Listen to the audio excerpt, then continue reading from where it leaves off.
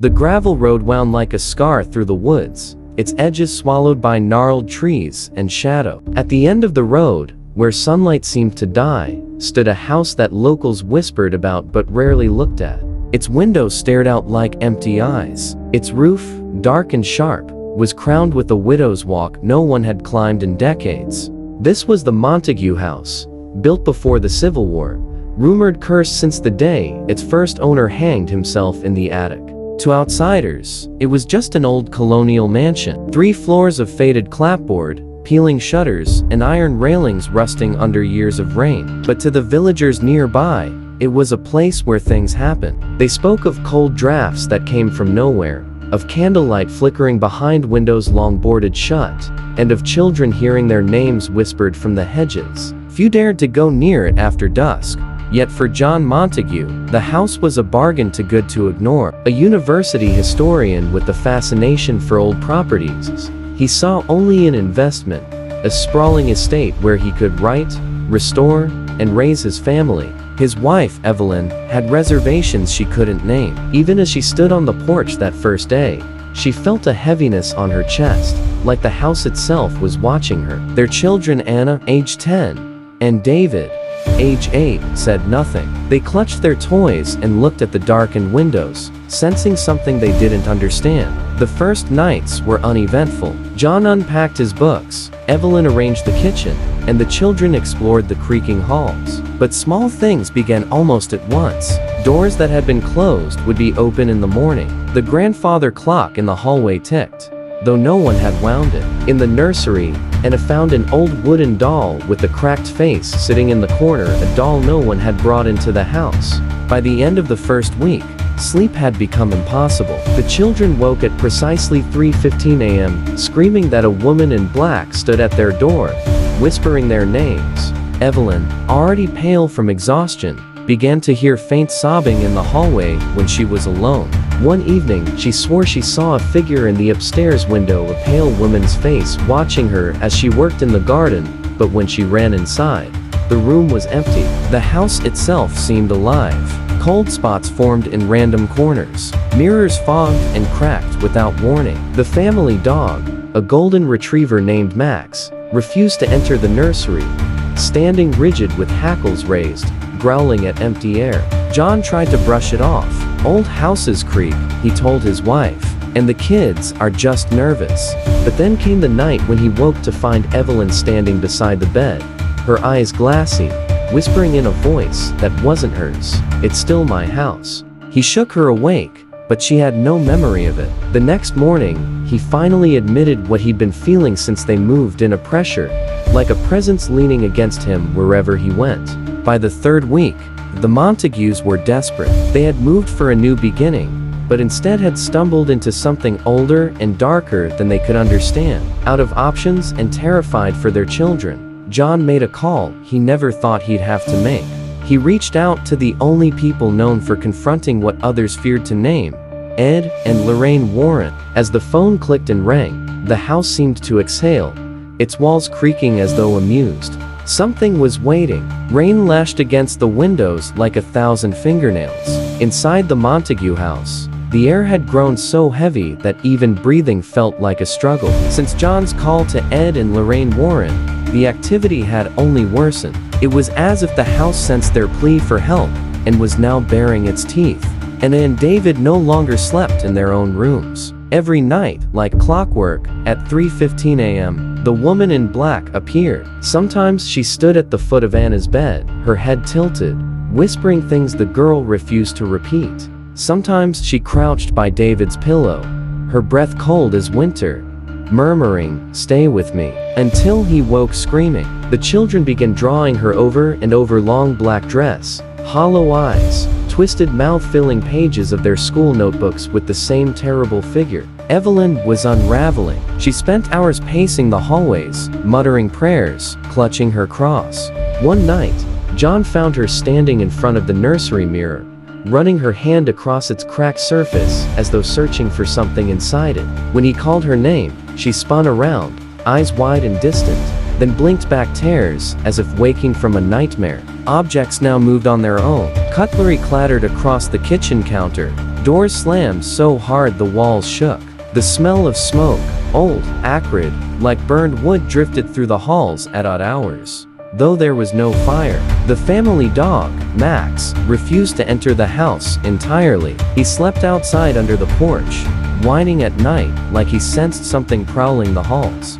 John had stopped trying to explain it away. His hands trembled when he poured his morning coffee. At night, he sat awake with the lights on, a baseball bat across his lap, though deep down he knew no weapon could protect them from what lurked here. 3 nights before the Warrens were to arrive, something new began.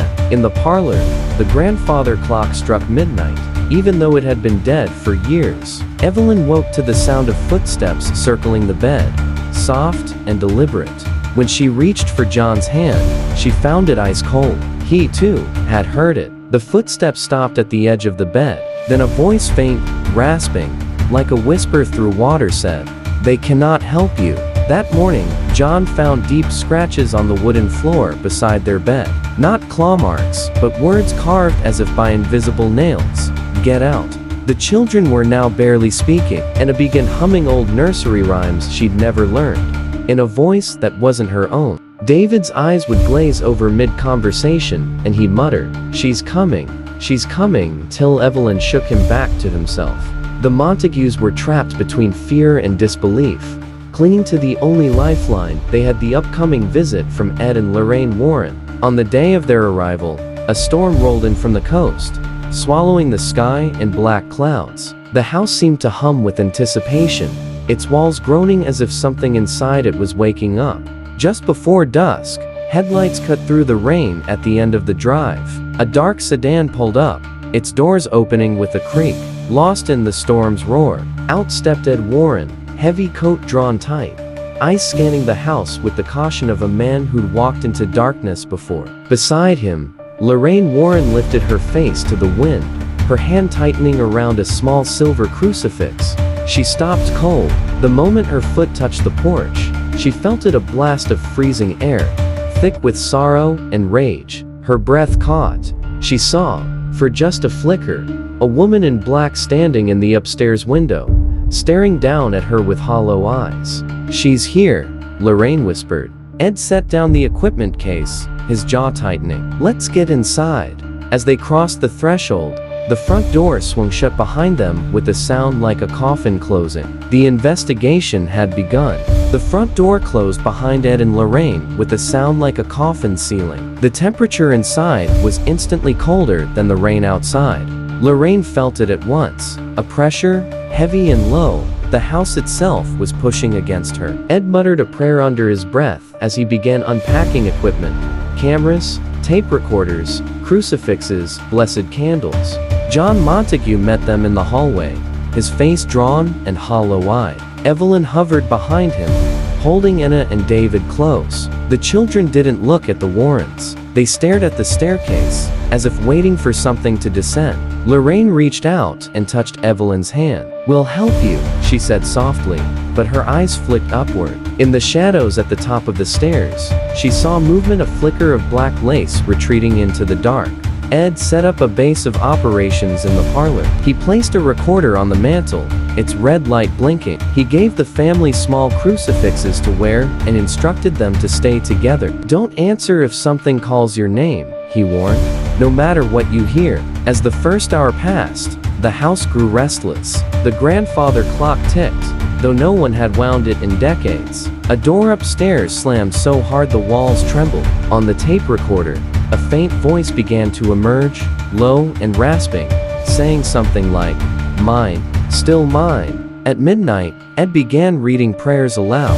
Lorraine closed her eyes, opening herself to the presence. She saw flashes, a woman weeping over a cradle, a man hanging from a beam in the attic, children hiding under the stairs. Her own voice came out in a whisper. "She doesn't want them here. She doesn't want anyone here." The temperature dropped further. Their breath came out in white clouds. From the staircase came slow, deliberate footsteps. Everyone turned. Nothing was there. Then the chandelier above them began to sway violently, though there was no draft. A portrait on the wall, a stern Victorian woman, crashed to the floor. In the broken glass, Lorraine swore she saw a reflection, not of herself, but of a pale woman with hollow eyes and a torn black veil. The voice came again, louder this time, filling the house. "Leave, or join me forever." Anna screamed. David clutched his mother. Ed stepped forward, rosary raised. "You have no claim here," he shouted into the empty hallway. A gust of icy wind roared through the parlor, snuffing out the candles. The house moaned a sound like beams twisting, but deeper, older. Lorraine gasped and grabbed Ed's arm. "She's not just a ghost," she whispered. "She's something worse." Upstairs, a door swung open with a bang. Footsteps raced across the ceiling, then silence. The Warrens looked at each other. They had walked into haunted houses before, but this was different. This was a wound, and it was bleeding. Outside, the storm roared like a living thing. Rain drummed against the windows as if iron fingers were tapping to be let in. Inside, the Warrens prepared their ritual. Small candles flickered on the long wooden table, their flames casting tall, shifting shadows on the peeling wallpaper. The air grew colder with each passing minute. Ed pushed the heavy table to the center of the parlor. Around it sat John, Evelyn, Anna, David, the terrified family, and Ed and Lorraine. In front of Lorraine sat a small bowl of holy water and a wooden crucifix.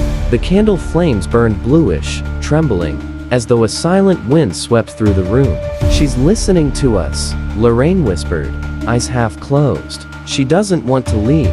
She says this house is hers." Ed spoke in a low voice. "We'll call her by name. If she speaks, we'll know what she wants." He began a prayer under his breath. Lorraine placed both palms flat on the table. Her body began to tremble, a low shiver that spread through her shoulders. The candle flame stretched higher and higher. Then Lorraine's voice changed. It deepened, rougher now, as though another person spoke through her.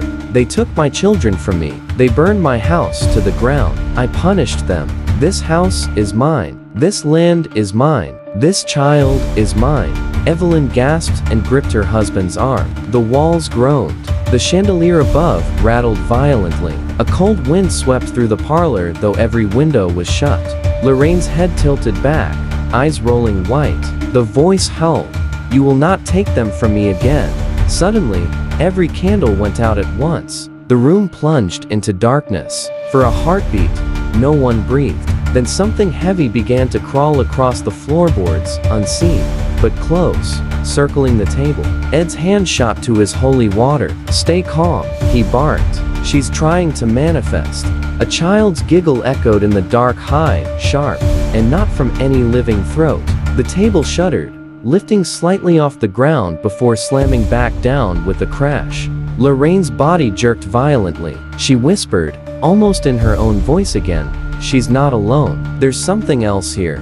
Bigger, darker." The family clung to one another, their faces pale. Ed realized with a sinking heart that they were no longer dealing with just a restless spirit of a woman. Something older and far more malicious had rooted itself in the Montague house, and it had finally woken up. The parlor was silent, but the silence was heavier than the storm outside. Every shadow seemed to move on its own, stretching toward the family like dark fingers. Lorraine knelt at the table, eyes closed, trying to pinpoint the source of the malevolence. Her voice, low and urgent, trembled as she spoke. "She's not just a ghost. She's tethered to this house by rage, by blood, by the pain she caused in life. She's Margaret Montague, the woman who lost her children, who was wronged, and who refuses to leave." Ed stepped forward, holding his rosary tightly. "Then we end this tonight. In the name of Christ, you will leave this place." Immediately, the air thickened. The temperature dropped below freezing. Candles exploded one by one. Windows rattled violently. From the staircase, a figure emerged, tall, veiled, her dress black as night, moving toward them with a gliding motion. Her eyes were hollow pits, her mouth twisted in a silent scream. Annie and David clung to their mother, frozen in fear. Evelyn whispered prayers through chattering teeth. The entity let out a chilling wail that shook the walls, rattling the floor beneath them. It lunged toward the table, and the wooden boards beneath it cracked as though the spirit was feeding off the house itself. Lorraine began the exorcism rites, chanting prayers and calling out the spirit by name. Her voice alternated between her own and the hollow, tormented tones of Margaret. "You will not harm these children," she shouted. "You will release them." The figure shrieked, the sound echoing through every room, every wall, until it felt like the house itself was screaming. Objects flew across the room, books, lamps, a chair smashing against the wall. A blast of icy wind knocked everyone to the floor. Ed threw holy water toward the apparition. It hissed, recoiling as if burned. The shadowy figure wavered, twisting and stretching like smoke in a furnace. Lorraine's voice rose above the chaos, steady and commanding. "Margaret Montague, your time has ended. Leave this house. Leave these children." For a moment, nothing happened. Then, slowly, the figure began to dissolve. Its hollow eyes dimmed. Its form crumpled into a swirl of black mist that rose toward the ceiling, screaming, fading, until only silence remained.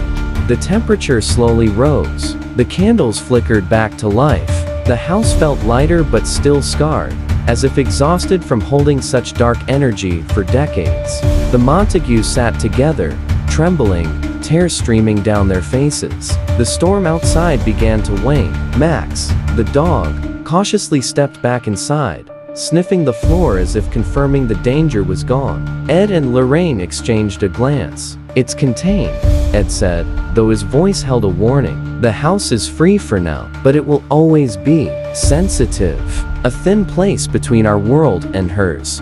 Lorraine nodded, exhausted. "She's gone, but she may return if anyone disturbs this house again." The Montagues moved out within days. They left behind their home, their belongings, and the memories of what had lived inside.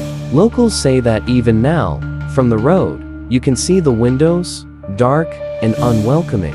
A shadow sometimes passes behind the cracked glass, and those who dare approach feel a chill that sinks into the bone. Ed wrote in his private notes, "The Montague house is not simply haunted. It is a wound in the earth that will never fully heal. Its darkness sleeps, but it waits for the next soul to enter." Lorraine, till her death, never returned to the Montague house. "Some things," she said quietly, "are better left alone." The Montague house stands still today, a silent reminder that some rage, some pain, some spirits, can never truly be banished. And if you listen closely, at 3:15 a.m., some say you can still hear the faint whisper, "It's still mine." The end. Did you enjoy the story? Let us know in the comments. And if you liked it, don't forget to like, share, and subscribe to The Horror Dream. Want more stories like this? Subscribe to The Horror Dream, and we'll bring you more darkness, just for you. If you enjoy a little chill down your spine,